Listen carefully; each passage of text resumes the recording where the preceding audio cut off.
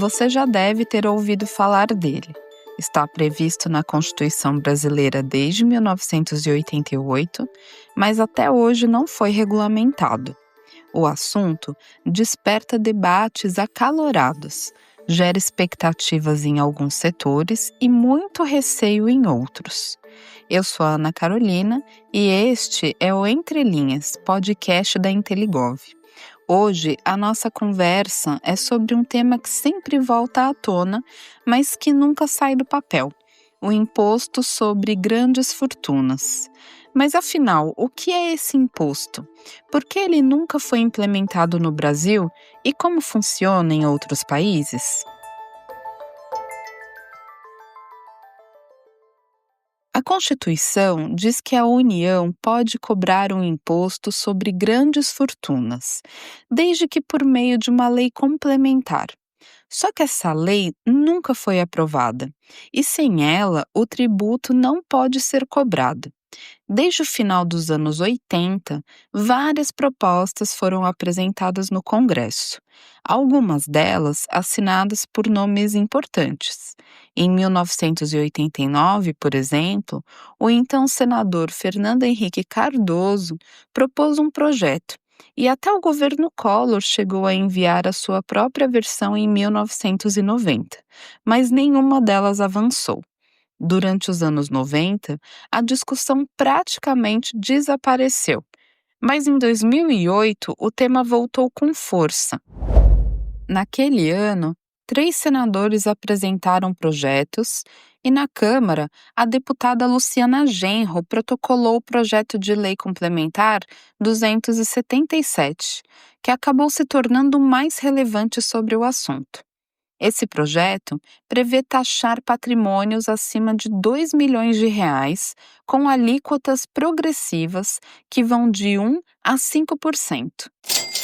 Ele já foi considerado constitucional pela Comissão de Constituição e Justiça, a CCJ, e hoje carrega dezenas de outros projetos apensados. A pandemia trouxe nova visibilidade ao imposto. Entre 2020 e 2021, surgiram quase 20 projetos diferentes, inclusive de parlamentares de partidos de centro-direita, o que mostra como a crise abriu espaço para o debate. As propostas variavam bastante. Algumas sugeriam que o imposto fosse temporário, aplicado só durante a pandemia. Outras propunham um modelo permanente. Estimativas feitas na época falavam em arrecadar até R$ 40 bilhões por ano. Apesar dessa movimentação, a verdade é que nenhuma proposta foi votada em plenário. Na prática, o imposto sobre grandes fortunas continua parado. O PSOL, inclusive, chegou a acionar o Supremo Tribunal Federal, acusando o Congresso de omissão, mas o caso não avançou. E por que esse imposto divide tanto as opiniões? Os argumentos a favor destacam principalmente a ideia de justiça fiscal. O Brasil é um dos países mais desiguais do mundo e o nosso sistema tributário é pesado justamente para quem tem menos renda, já que boa parte da arrecadação vem de impostos sobre consumo. O imposto sobre grandes fortunas teria o potencial de corrigir parte dessa distorção. Além disso, os projetos fixam pisos elevados. Em alguns casos, só patrimônios acima de R$ 50 milhões seriam atingidos. Isso significa que menos de 1% da população seria afetada. Outro ponto é a arrecadação. Mesmo que não seja gigantesca em proporção ao PIB, falamos de dezenas de bilhões de reais que poderiam financiar políticas públicas. Do outro lado, os críticos argumentam que o imposto seria ineficiente. Primeiro, porque os super ricos têm mobilidade e poderiam simplesmente transferir o patrimônio para fora do país. Esse risco de evasão já foi observado em outros lugares, como na França, quando celebridades e empresários mudaram a sua residência fiscal para fugir do tributo.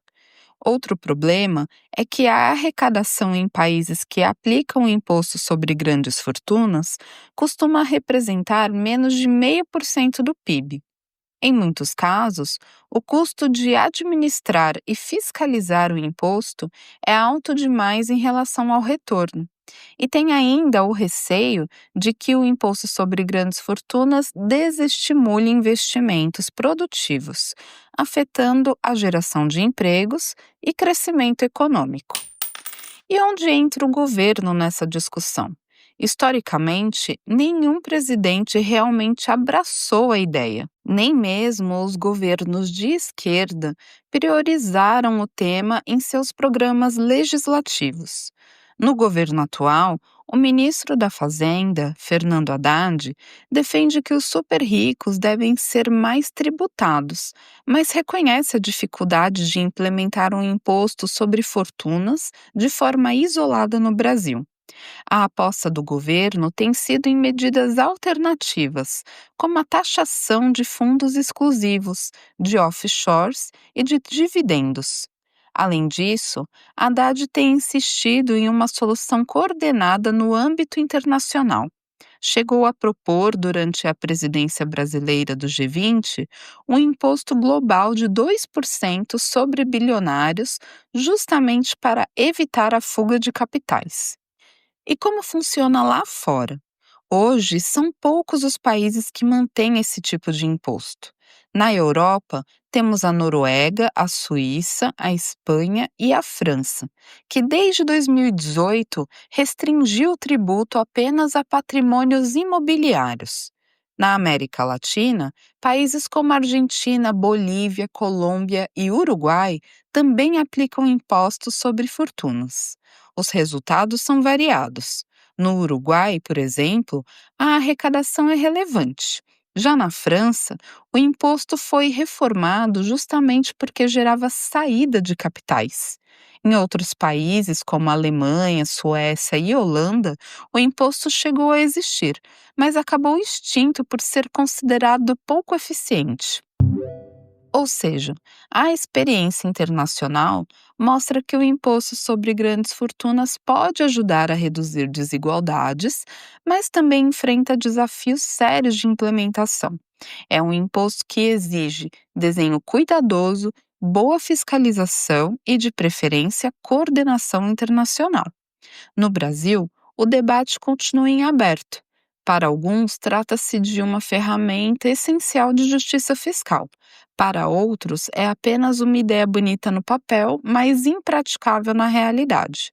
O certo é que, mais de 30 anos depois de ser incluído na Constituição, o imposto sobre grandes fortunas continua sendo uma promessa não cumprida. E para você, o imposto sobre grandes fortunas é um caminho para diminuir desigualdades ou um risco para a economia brasileira? Esse é um debate que ainda promete render por muito tempo. E nós aqui do Entre Linhas vamos sempre trazer as novidades para você. Se você gostou desse episódio, compartilhe com quem tem curiosidade para saber mais sobre o imposto sobre grandes fortunas. Eu te espero no próximo programa. Até lá!